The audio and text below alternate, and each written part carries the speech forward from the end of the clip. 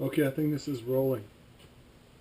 So what I was hoping we'd do here is I would document all I put on my matte Whitbread block girdle on a ALH TDI block. So first step I did is I removed all the crank journal bolts and I replaced them by the appropriate ARP studs that came in with the kit. There's 10 of them. Next, I inserted the 10 little steel washers or spacers, and I numbered those. This is number 1, and this is number 1F for the front of the engine, 2 and 2F, 3 and 3F, and so on. It's important to number these because each one is going to have a different measurement, and each one is going to be machined down a different amount. So our first step is to take some measurements. So we get all the spacers installed, and then we fit the block girdle on initially. Okay. When we put it on final, it's always good to take a few bolts just to make sure that it's, before torquing it down, just to make sure that it's lined up decent. Okay, just a few bolts here and there. Okay, I'm not going to put all of them on.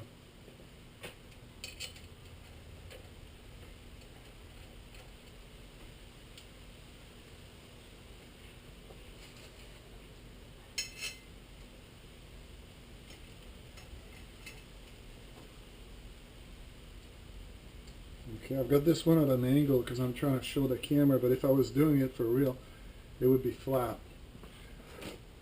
Next, we put on the ARP washers and the ARP bolts or nuts. And I've got a 12mm long socket here somewhere on my torque wrench. Here it is, 12mm long socket,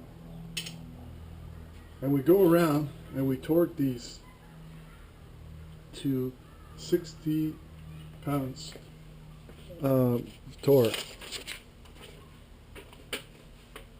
The ARP manual says 60 foot-pounds, but in the other instructions it says to bring it up from, I think it's first 45 pounds and then 50 and then 60, whatever it is, you end up at 60 pounds. I'll check that on the next video to clarify.